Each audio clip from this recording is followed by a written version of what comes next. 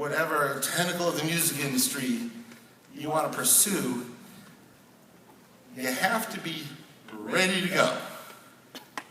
Because unless you have a fan base that's really large and you're a pre-proven commercial entity, you're a big risk. And is that guy or gal who's running the label going to risk their cushy position and their wonderful salary and all that on an act that isn't even developed and ready for the big time? In most cases, not. It would kind of be like a major league baseball team signing somebody who's in junior high school. Maybe he's really good in junior high school, but that doesn't mean that player is ready. So you really only have about 15 seconds to make that first impression, whether it's a pass or a consider it later for most industry executives. I have one of my team members is here, Jerry Davis. Hey, Jerry. Jerry ran Fox Sports Music for 16 years and was a music supervisor there. About how many seconds would you say you would give submissions before you had to go to the next one? 8 seconds. 8 seconds. All right. Maybe 15. And is it partially because of the amount of submissions you get and the amount of time available? Yes, it's partially that, and it's partially just being good at what I did and knowing what I needed, what to look for. There it is. The industry pros who are running the show here know if you're ready or not very quickly. All right, let's do a couple more and see how you guys respond.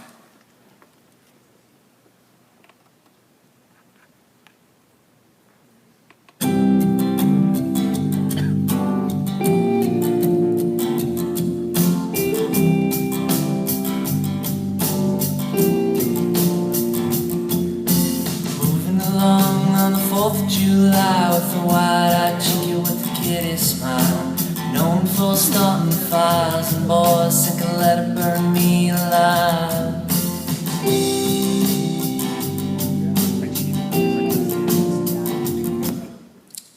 Sign them or not? Yes. Okay, a lot more hands. This is the same song that we just played last time. I don't know if you guys picked up on that or not, except as a master I produced. And even just the tone of the vocal and the smoothness, and maybe even just the warm bass that you feel the first second it comes in, it says, oh, this act is professional. This act is seasoned. This act has done their homework. Let's talk about emails for a second, because I get a lot of emails requesting for people to evaluate their music or to make their dreams come true or whatever it is they think I do, all right? And it usually comes in the form of something like, oh God, I'm showing too much, aren't I? Thanks for the whistle, all right. Checks in the mail. What's that? Sweetheart, I've been up here for like 10 minutes. What's your decision? I'm a taken man. All right. So I get a lot of emails, and I get a real sense of the person and how serious they are, how seasoned and professional they are within, I don't know, maybe the first sentence or two. Dear Joe, I've been watching your work for a while, and congratulations. I was wondering if I might send you a demo for your consideration. Please get back to me whenever it's convenient for you. Sincerely, blah-de-da-de-da-da. All right? Or I get, yo, dude, sup, let's do this thing. And then there's 17 MP3s attached.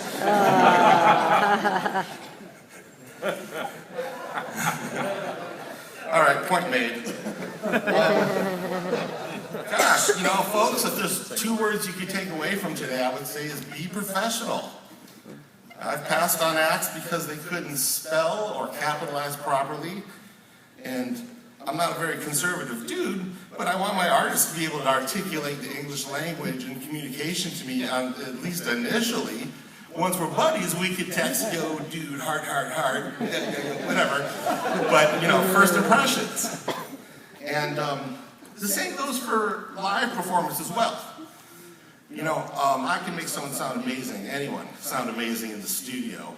But if they can't cut it live, and then all of a sudden it's like, whoa, something's not matching up here, then that person's still not ready. So you gotta be ready in several aspects. Your recordings, your songwriting has to be tight, your live presentation, your ability to network and engage people authentically, without fear and without ego. You have to be able to walk into a room of industry pros and know that they are not on a pedestal, and you're also not like, you know, Mother Nature's gift to their A&R dreams come true.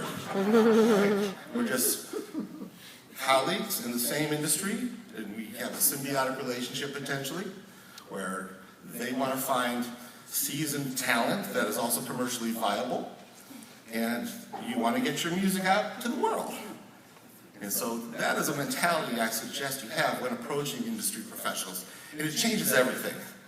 So when someone comes up to me, Mr. Solo, and of course they've been waiting on the periphery for like 4 minutes, you know, just waiting for that moment that they get, yeah, Mr. Solo, oh, I'm so sorry. I'm sorry to even like talk to you, but is there any way you would listen to my cassette and maybe call me up and tell me some of your best contacts and spread the word for me so I can get a deal, and preferably within the next week or so. I mean, this happens. I'm not making this up, all right? So I think a lot of times it's important to be extremely honest with yourself on where you are in your growth.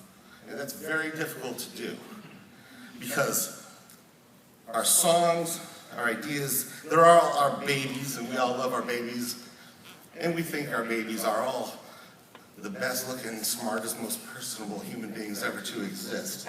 But that can't always be the case. So you gotta just be brutally honest with yourself. Am I ready? Is this ready? Let's talk about songwriting for a second. We have a lot of songwriters in here, right?